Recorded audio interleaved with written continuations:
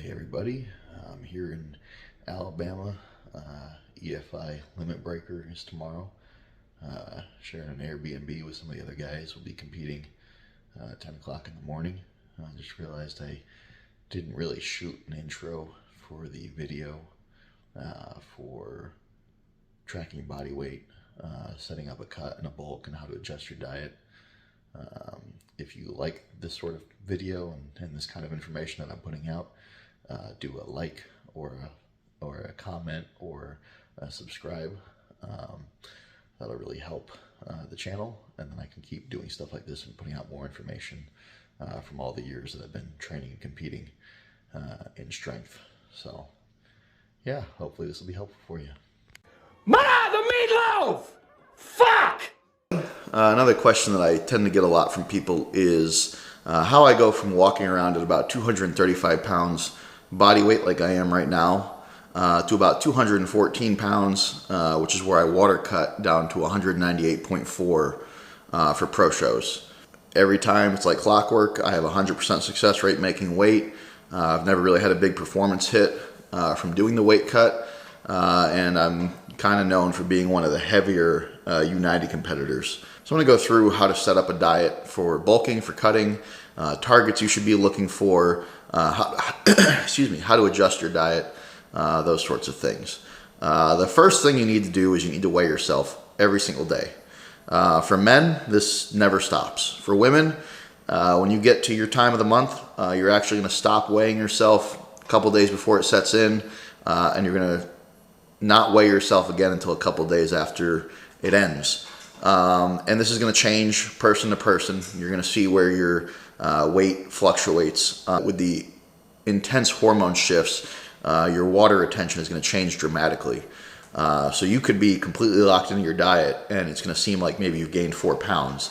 That's just your body retaining more water, and there's nothing you can do about it, and it's not a bad thing. That data is useless though. So when you reach that portion of the month, you're just going to stop weighing yourself. The way I have people do it is every morning you wake up, you take a piss, you weigh yourself every single day. That is the only time you weigh yourself. You want to weigh yourself in the same conditions every day. That's the best way to keep conditions the same day to day. Your daily weight never matters. When you get to the end of the week, you're going to take all your weights from the week and you're going to average them. So assuming you got 7 weigh-ins this week, you're going to add them all up and divide that number by 7. Obviously, if you, for some reason, can't weigh yourself one of the days, you're going to divide it by whatever number of weigh-ins you got. But the more weigh-ins you get, the more accurate your body weight's going to be. So you should aim to get 7 per week, every week, as successfully as you can. The way you're going to compare your body weight to see if you're on track is you're going to compare week to week. So you're going to average all your weigh-ins for this week. You're going to average all your weigh-ins for next week. You're going to compare those two averages together to see how your weight is changing. You're not going to change your diet, your caloric intake, because of a daily measurement, and you're not going to change your caloric intake because it's not what you want it to be for one week-to-week period. Usually you're going to let it go for 2 weeks, and if you notice a trend developing, then it's time to change your caloric intake. The target that I have people aim for, whether they're bulking or cutting, is between 0.4 and 0.8 pounds per week, up or down. If you have a really extreme reason for needing to have a different timeline, you can go beyond that, but you're going to start to see performance effects. And with bulking, you're going to gain a lot more fat than you need to. And with cutting, you're going to start running out of energy at the gym. You're going to feel nauseous. You're going to start experiencing, some symptoms of malnourishment, depending on how extreme it is. The one exception to this, other than somebody maybe has a weight class show very soon and 0.4 to 0.8 won't get them there in time, while you're doing a bulk or a cut and you're tracking your body weight, it's incredibly important to keep 2 things very consistent. One is going to be your hydration. Your hydration is going to change your body weight. And if your body weight changes simply because of differences in hydration, it's giving you a bad data point. If you are super dehydrated today and you weigh yourself and you're 150 pounds, and then for whatever reason you have a come to Jesus moment and now you hydrate really well today, and you wake up tomorrow and you're super well hydrated, it might look like you gained 2 or 3 pounds, but it's not 2 or 3 pounds of fat. It's completely water weight. And when we're cutting or bulking, Water weight is not what we're concerned with. The whole point of tracking your body weight is to see what you're doing with your fat stores, your adipose tissue. Water is not part of that, so you don't want that to be changing your weight artificially. So you should be hydrating about the same every day. Ideally, you are well hydrated every day. Outside of trying to make up the water loss through sweating, the rest of your hydration, again, you want to be consistent. So if you drink 3 liters of water per day or 2 liters of water per day, and on one day you're sweating more, maybe you'll drink an extra half a liter to make up that water volume lost, but you still want it to be consistent outside of that with other days. The other thing that you want to be consistent and that you want to be in an optimal range is fiber. There's a lot of foods that have fiber. Most of them are not something that's going to be packaged. A lot of whole foods, a lot of like vegetables, things with tough skin, things like corn are going to have good fiber content, but you can also supplement with psyllium husk powder. That's what I do. I put it in my protein shakes. Doesn't really change the taste. Fiber is incredibly important for your health and your digestion, primarily gut health. So you're going to want to keep that both consistent because it's going to change the size of your stool, the volume of your stool, and how regular you are with taking a shit. And again, those are things you want to be consistent and regular to not impact your weigh-ins erroneously. I don't know if I've ever said that word out loud seriously before. Erroneous! Erroneous! Erroneous on both counts. So hydration and fiber, you want to do both very well. You want to do both, more importantly, or as importantly, consistently. So when it comes to adjusting your caloric intake, what you're going to do is you're going to use like an online calculator or something like that. If it fits your macros is a popular one. I don't know if it's still used. Back when I was starting off with stuff like this, that's what I used. But you're going to use an online calculator if you've never done this sort of thing before to get a baseline. These online calculators are not hyper accurate, so it's not the Bible, but it gives you a better starting point than if you were to just take a guess and like take a shot in the dark. Unless you know exactly how many calories you're eating right now and have been eating for the past few weeks, you're going to want to use a calculator to figure out roughly what your TDEE is. And TDEE is total daily energy expenditure. Basically the amount of calories you burn just by existing, without doing any exercise, without doing any work, without walking around. Just the amount of calories you burn by being you. You want to know what that number is because that's going to be how you establish a deficit. So say you've been losing 0.6 pounds per week for the last 4 weeks, and then a week comes along where you lose 0.2 pounds. And obviously this is below the range of what you're targeting.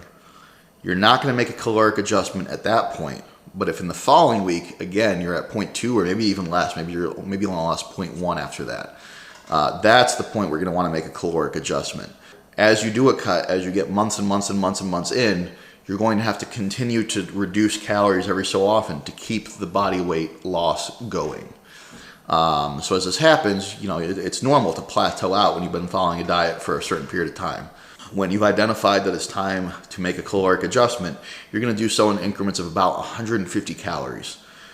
You will never take these calories from protein unless you've had significant weight loss. So when you've plateaued your weight loss and it's time to make an adjustment, you're going to do a 2 to 3 ratio of carbohydrates and fat. So if you're going to make a 150 calorie decrease, you want 100 of that to be carbohydrates and you want 50 of that to be fat. You could also do all 150 just from carbohydrates, and then after a couple adjustments on your third adjustment, you would do it all from fat. There's not really a wrong way to do it. You want to do 150 calories per day at a time when you make these adjustments, but you still want to keep a balance of carbohydrates and fat, because every macro, all 3 macros, protein, fat, carbohydrates, they all serve a purpose. So you don't want to just subtract from one all the time. Fats are more calorie dense. For every calorie or for every gram of fat you take out, that's more calories. So that's why you're typically going to take fewer from that, because it's going to serve a smaller portion of your diet. 1 gram of protein is 4 calories. 1 gram of carbohydrates is 4 calories, and 1 gram of fat is 9 calories. So you're typically going to you want your protein to be whatever your body weight is in pounds. You're going to want it to be about 1 to 1.2 times that in grams of protein. In a cutting diet, higher protein is going to be helpful. Protein has a higher thermic effect of digestion, meaning that it costs more calories to digest it, to process it, than carbohydrates or fat. Do not take that concept and try and hack your diet by just eating a ton of protein so that you can eat like shit with your carbohydrates. Like, do not do that. That's a recipe for failure. The reason you want to limit protein to 1 to 1.2 times body weight is you want to save some of the other calories in your budget for for carbohydrates and fat. Because again, all three of them serve a purpose. So if you make your diet 100% protein and there's no carbs and there's no fat, you're gonna fucking die. Don't do that. Now, when you make a big adjustment to your diet, you're gonna wanna give it about 2 weeks to take full effect. So if you make an adjustment and 2 weeks goes by and you're still not in your 0.4 to 0.8 pound per week target, you're gonna make a second adjustment right then and there. This adjustment is gonna be between 50 calories and 250 calories. And you're gonna figure out where in that range it needs to be based on what the initial adjustment did for your weight loss. So if you were losing 0.2 pounds per week, and so you made an adjustment and now you're losing 0.3, 0.35, like just not quite 0.4 per week, you're gonna make like a 50 calorie decrease, 50 calories per day. Because that's probably gonna bump you into the 4. Or if you're a little behind in your weight loss, if you have a timeline that you want to make a certain weight at, you could make a more aggressive decrease to get closer to the 0.8. It's completely up to you. There's not really a wrong way to do it. As long as you're in that range, you're fine. So again, if you need to make a second adjustment because the first one wasn't enough, you can do between 50 and 250. If every time you make an adjustment to your calories of 150 and you're always still outside of your range, if that never gets you back into the range, then you can just, as a rule, make a smaller or a larger decrease to maybe 200 or 250 each time to get yourself back in that range. It's going to depend person to person. You just have to, I mean, that's the reason we weigh ourselves. That's the reason we track trends and watch our weight so that we can figure out what we need. But 150 calories per day as a decrease increment is going to work for most people. Now, for setting up a diet, you're going to have between 2 and 5 meals per day. People have different eating styles. Your work life is going to have different requirements of your time. Some people prefer to eat more smaller meals. It depends on what your TDEE is. So when I'm cutting, if I were to eat 3 meals per day, it would be very difficult for me to lose weight. My TDEE is actually quite low. So when I'm in a cut down to 214 pounds, I'm actually eating very little food. But some people burn a lot of calories and need to eat more meals. However many meals per day you need to eat to hit your calories and your macros is fine. But your meals are going to be based around meat. If you're cutting, you're going to want to use leaner cuts typically. If you're bulking, you'll want to use fattier cuts typically. It's not a hard and fast rule. It's just kind of a guideline. So if you're cutting, you're going to be more like chicken, turkey, white fish, leaner cuts of fish. If you're bulking, you're going to be looking at more like steak, ground beef, bison, stuff like that, with a little bit more fat.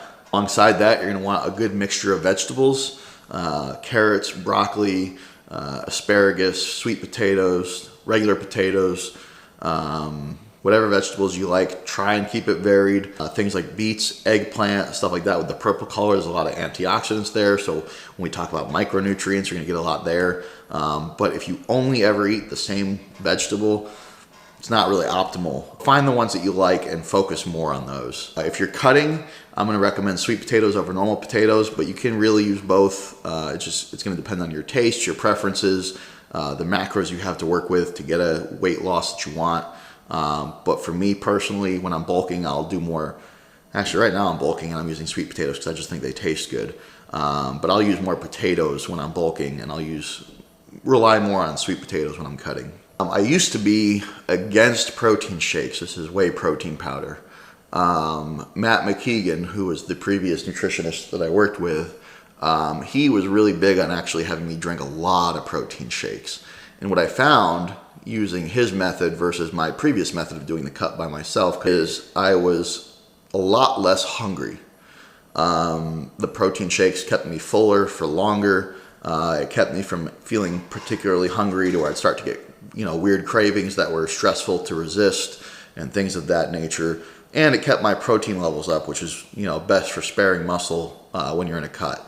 So I've actually become a big proponent of protein shakes for people that resistance train, for strength athletes, doing a bulk or a cut really. I'm actually a big fan of using whey protein pretty much all the time, just to, again, bump those protein numbers up, keep you feeling fuller for longer. And the protein shakes are where I'll put in, again, the psyllium husk powder for fiber increase. Other things I like to include in a healthy diet for a strength athlete is eggs. So if you're cutting, I would do kind of like a mixture of whole eggs and egg whites. The egg whites are just pure protein. There's no carbohydrates, no fat in egg whites.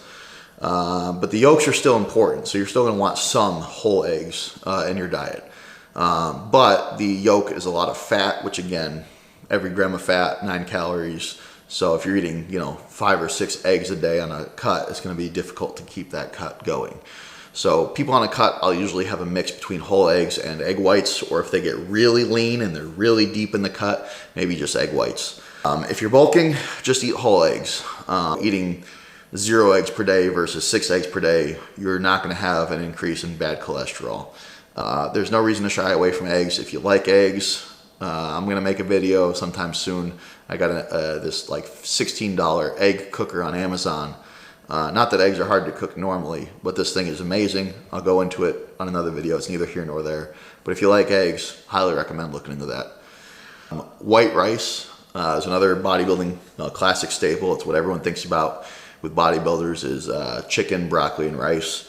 The reason for white rice versus brown rice is that brown rice actually has a phytotoxin in it that can actually inhibit muscle building and recovery from strength training. But if you're trying to eat brown rice because you think it's healthier or whatever, don't bother. If you're a strength athlete, just stick with white rice. The other thing for myself and for my clients with calories, I tell people to avoid calories from fluids at all cost. So this is unfortunately going to be things like alcohol, soda, juice. Avoid or minimize those things as much as you can. It is ridiculously easy to consume 2,000 calories from fluids compared to 2,000 calories from even half decent food sources. So if you're consuming calories through liquids, you're going to end up exceeding your calorie budget very easily. People don't realize that fruit juice is about as bad for you as soda. Most of the good things about fruit are taken out of it. It takes 8 oranges to make a glass of orange juice. That's, even though fruit is healthy, that's a lot of sugar, even so. So avoid fruit juice, avoid soda, minimize or eliminate alcohol if you can. Another thing that could be an entire video all on its own, but especially for strength athletes, alcohol causes a lot of issues. What I have people do and what I do on a cut is go with 0-calorie sodas. Don't just go nuts on 0-calorie sodas. I tend to drink 1, maybe 2 cans a day when I'm on a cut. It helps with cravings. It's something a little bit more exciting than water. So it's just a really good way to stay on track and to not succumb to cravings. If you don't want to, if you don't like them for some reason, if they're not comfortable with them, if you don't like the way they taste, that's fine. But it is something that I do recommend to people. So as you're setting up your diet, you're going to have a certain amount of protein, a certain amount of carbs, a certain amount of fats that you want to hit per day. And you're going to put all your favorite foods on there. You're going to follow my advice and put the meats and the vegetables and all that stuff. And you're going to have your little snacks set up, which we're going to go over in a minute. And you're going to find out that the numbers just don't line up. And it's going to be very frustrating. You're trying to rebalance the numbers, trying to take stuff out, put stuff in, and find a way to hit those numbers perfectly. It's good to be aware of things that are just pure sources of one thing or the other. And each macronutrient has things that are just that and nothing else. So you're going to have things like egg whites, mushrooms, whey protein powder, lean white fish, like lean chicken breast. Things like that are going to be pretty much just protein. Those things are pretty much 0 carbohydrates, maybe a little bit of fat on the meats, but that's almost a pure protein source. And egg whites and protein powder, it's just protein. So you can use that to bump your protein numbers up without increasing your carbohydrates or fats if you've already reached those numbers. Butter, oils, duck fat, tallow, these are things that have all fat and either no or very little protein or carbohydrates. And then you're going to have certain breads, sugars like cane sugar, the kind of sugar you bake with, maltodextrin, dextrose, all those roses. You're going to have honey, maple syrup, and rice. These are all things that are almost purely carbohydrates with very little or no fat or protein. You're probably not going to have trouble getting your carbohydrates up to a certain number as much as you're going to want to get them down to a certain number, but it's still important to know where you can bump up your carbohydrates without any of the other macros. And the reason that I point these out is because these are things, so if you're early on in a cut, you have a higher calorie budget, it's actually good to pad it with certain things that have just carbohydrates or just fats. Protein you're never really going to lower, so you don't need to worry about that as much, but it's good to know different proteins that have nothing else in them so that you can bump up your numbers. But for early on in a cut, you're going to want to have sources of just carbs and sources of just fat. Because then, as your caloric budget starts to lower and you need to take these things out and you're trying to figure out how to pull away and still maintain the new numbers you want, you can pull away a source of pure carbohydrates to bump the number, like to kind of dial that number in and make a fine adjustment to get it to the number you want. So if you're trying to lower 50 calories of fat and 100 calories of carbohydrates and you take something out that has a little bit of both, and now you're at 49 gram reduction of fat, and not gram, calories, 49 calorie reduction in fat and a 60 calorie reduction in carbohydrates, like, well, crap, I have to pull something out that's not going to bring fat down more than 1 calorie. I guess that's not really, fuck it, we'll go with it. If you're at 49 calories for fats, you're going to want to park it there, but you still need to bring the carbohydrates down by another 40 calories. So for that, you can grab one of your sources of just pure carbohydrates and you can start dialing that back to make up the rest of those calories. So if you're early on in a cut and you have a really generous calorie budget, maybe you make an intra-workout shake that's got dextrose in it. And that's like maybe, 200 calories of carbohydrates of dextrose. So now as you start to plateau your body weight, you're trying to keep some carbohydrates out, you can use all those calories of dextrose to make fine adjustments until you run out. It's just a really easy way to make the adjustments and the incremental changes easier as you go. Another great thing that you can do when you're starting a cut is to use your normal versions of different foods. A lot of foods that I personally wouldn't recommend, but that a lot of people are going to start a cut with because they're, going from a point of being unhealthy to healthy, or going from an off season to a prep where they were, more relaxed in their diet. So maybe every day you eat a sandwich with mayonnaise in it. Keep that mayonnaise in your sandwich when you start a cut because you're going to have a more, generous calorie budget. Then as your weight starts to drop, and your weight loss starts to plateau and you need to make a caloric adjustment, you can use a light mayonnaise. And now, just by switching from mayonnaise to light mayonnaise, you may have made the entire caloric adjustment you needed without taking any food out. So it's going to be a lot easier that next week to stick to your diet without feeling hungry or anything like that. So switching foods from normal versions to lower calorie, whether it's low fat or no sugar or whatever, just lower calorie versions of what you were already eating, it's a much easier mental stress adjustment when you go forward with that new diet. And it can just give you a little bit of wiggle room again with the stress response to making this change. And it can make sticking to your diet easier. You can also do that if you're switching over to a diet and it's just really difficult for you to start eating better. You can just start off by sticking to the diet you had before when you were unhappy with yourself, but just substitute out those normal versions for lighter versions. And now the diet that you're on to lose weight and to get healthier doesn't seem so intense because it's just something that doesn't taste maybe quite as good, but you're drastically reducing your calories just by making that change. And this is especially true if you drink a lot of soda and juice and you switch those over to 0-calorie sodas. Instantly you've cut down like 400 calories a day, which is way more than you even need to start a weight loss. So the last little bit of thing I want to mention is snacking. Obviously you're going to have your 2, 3, 4, 5 meals a day with the meats and the vegetables and all that stuff. But what are you going to do in between there? Because if you're starting off a cut, you're going to have more calories than just those meals, especially if they're cleaner meals. And you're going to be looking because you don't want to have too few calories. So going below your daily calories is not good, just like going over your daily calories is not good. So you're going to want to find certain snacks. And again, this is where you can do the things that are, pure carbohydrate sources or pure fat sources or whatever to pad your diet with. So when I'm cutting weight and I have these snacks in between meals, the things I like to go to are rice cakes with a very thin layer of peanut butter. And I cannot emphasize enough, thin layer of peanut butter.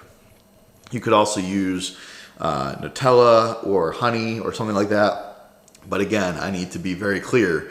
You want to use a very small amount of this. And if you're eating the way I do it, because I don't want to try and preserve rice cakes in between feedings, is I'll just eat an entire, a stack of them is 7. So I'll eat all 7 of them. And that's not a lot of calories. But if you were to put a decent amount of peanut butter on all 7 of those, all of a sudden your peanut butter is a fat. So you just shot your calories through the roof. So one thing I'll do is I'll put a thin layer of peanut butter on like 3 of them. And then the other 4 I just eat by themselves to finish it off. But that's the thing you can do, to make it taste better. Because a lot of dieting stuff, it's not just about starving yourself, but it's also about making it sustainable and managing the stress of being on a diet. So there needs to be things in there that are going to reduce the stress, that are going to make it easier for you. I know a lot of people like to make dieting seem really intense and seem really hard because it fluffs their ego up. Like, yeah, look how badass I am. I'm on this like really insane diet. But at the end of the day, dieting is about stress management, and there does need to be enjoyment in there, or you're not gonna be able to sustain it. The people that are super lean, the people that are really well disciplined and really cut all this weight and get super shredded, like I tend to, we're not just suffering the whole time. There are things in there that make it manageable, that make it sustainable. They're just trying to seem more intense and seem cooler by making it seem harder than it is. It's not. And you need to have these things in your diet. And if you're working with somebody that's setting your diet up for you, you need to make sure that there's stuff in there that you can look forward to throughout the day. It doesn't mean it's going to be a slice of cake or a pint of ice cream. I'm not talking about that, but there should be something that you are looking forward to eating every day. And as you diet and as you get leaner, your palate will change. When I'm in the middle of an off season and I am eating things like cake and ice cream, a bowl of fruit might not seem very appetizing to me. But when I'm at about 216 pounds and I'm getting really close to peak week and I'm getting ready to do the water cut down to 198, and I've been dieting for months at this point, a bowl of fruit is gonna like psych me out of my mind. I'll be looking forward to it from the time I go to work to the time I get out. If I'm eating that thing at night, it's like I look forward to it all day. So your palate will change, and that'll make it easier as well. I got off on a little bit of a tangent there. So other snack ideas: fruit, steel cut oats, again with low or no sugar maple syrup or honey, trail mix, just nuts in general. Be careful though, because nuts tend to have a lot of fat, so you still have to be careful with how many of them you're eating. Good source of fiber too. Low-fat Greek yogurt. You can mix a little bit of honey or fruit. Again, small amounts. Low-fat cottage cheese, or if you're early in a cut, you can use whole-fat cottage cheese. Dark chocolate, so dark chocolate, greater than 70%. Tuna and salmon packets. Jerky, beef or turkey or pork jerky. You got to be careful with what additives it has. Some of them have a lot of added sugar and stuff like that. So look at the nutrition label and make sure it's primarily fat and protein. And again, monitor the amount of calories you're getting from it and regulate it properly. But that can be a good snack as well. And the last thing for setting up a diet and a weight cut is cheat meals. I'm a big advocate actually of cheat meals. And this is going to be one meal or one feeding window per week or 2 weeks. So somewhere in there. You can do it every week, especially early on in a cut. As you get later in a cut, maybe you want to do every week and a half or every 2 weeks as you go. But you don't need to be on a 6-month diet that's just miserable. I think cheat meals are great for curbing cravings. If you're craving something on Wednesday and you can say to yourself, oh, I can just have that on Saturday, it makes it a lot easier to deal with. It's not, this daunting 3-month road that you have to go to satisfy this craving. You're like, oh, I'll just eat that on Saturday. And then Saturday might come around, you might not even have that craving anymore. But in the moment, it made it a lot easier to deal with. And so you can either eat the same thing every week for your cheat meal, or you can use that to satisfy certain cravings that come up as you start to diet down. When I say a cheat meal, I talk about maybe like a 2-hour feeding window. So it's not just one item. Like one of my favorite cheat meals is pizza and ice cream. So I combine those two things together in a single 2-hour window. I don't believe in cheat days. I think if you're doing a cheat day, you might as well not diet at all, because if you cheat for an entire day, it's really easy to completely undo everything you're doing. And a lot of times when I'm doing a cheat meal, I like to fast outside of the cheat meal. So if I'm gonna have pizza and ice cream, I'll probably do that like 6, 7 p.m. I might not eat or eat very little throughout the day until then. So I'll wake up, go to the gym, do a fasted workout, assuming I'm not too hungry, or I'll have a little bit of a snack before I go to keep my energy levels up. And then I won't eat again until that cheat meal comes up. I find that's a really good way to keep my calories balanced to where I might actually be under my calorie budget for the day, or not too much over, to where it doesn't undo the hard dieting I did throughout the week. And again, that's going to depend on the person. If you're working with somebody, they're going to have to help, make sure you're being responsible with that. But I am very much pro cheat meal.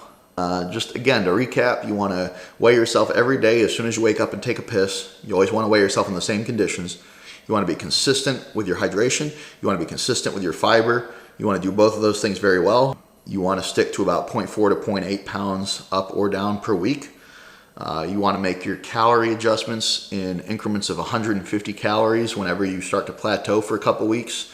And that's going to be a 2 to 3 ratio of carbohydrates to fat. So 100 calories from carbohydrates, 50 calories from fat. Yeah, I think that about sums it up. It might sound really simple. This is kind of a longer video, but it might seem kind of simple, and it is. But there's just a lot of bad information out there, and people kind of build it up in their heads. It's going to be this really complicated thing, and it just isn't. If you're going to be somebody that eats different things every day and just sticks to a certain macros rather than eating the same exact thing every day like I do, you do have to be very careful about making sure you're weighing everything, making sure you're weighing things correctly, and making sure you're not. The big downfall for people counting calories, and where they'll say, I'm counting my calories, I'm hitting my numbers, and I'm not dropping weight.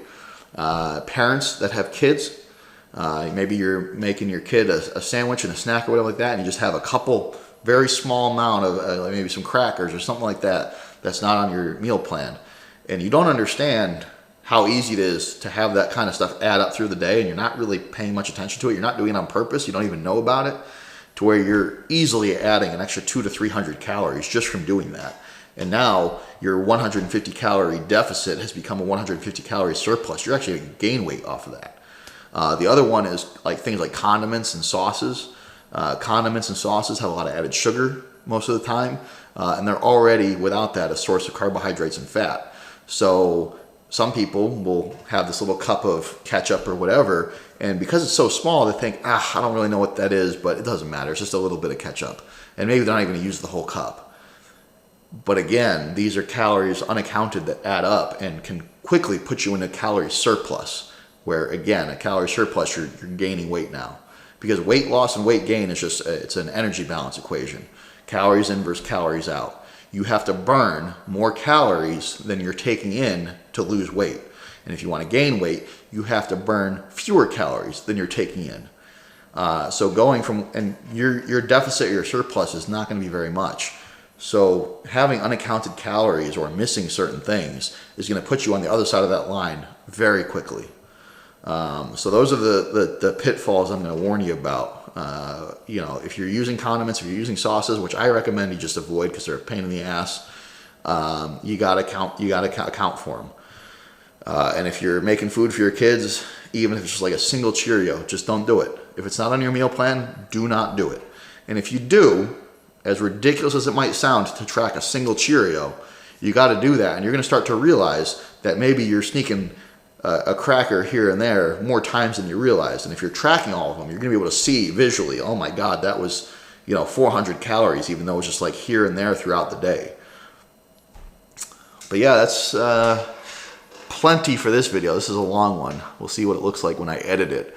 But that's all you need to know to set up a diet for cutting and bulking, and to track your body weight through the cut, through the bulk. If you're bulking, there's no such thing as a dirty bulk. That's just an excuse to eat like an asshole. Your cutting diet and your bulking diet should look pretty similar. If I'm bulking, I'll use butter in my cooking. I won't do that as much if I'm cutting. So there are differences like that, but otherwise bulking and cutting looks the same for me. It's just the quantities and the volume of the food that I'm eating. Just because you switch to a cut doesn't mean you should be eating apple pie every day. You still need to have a responsible diet. You can be a little bit more relaxed and a little less strict when you're bulking or when you're not off season, but the foundation of your diet should not change when you switch from cutting to bulking. It's all about calories and quantity. If you like information like this, if you like these sorts of videos, I'm new to YouTube, I'm trying it out. If you do the liking, the commenting, the subscribing, that will help make this something worthwhile for continuing. And I'd like to put out more information like this and more of my experiences over the last 10 years competing in pro strongman, now trying out bodybuilding. I know there's a lot of misinformation out there, and I'd like to be a source of information for training, for nutrition, for different things like that. And by doing these things with the comments, the likes, the subscriptions, it really helps the channel grow. It really helps make this a worthwhile endeavor. So I really appreciate the people that are doing that.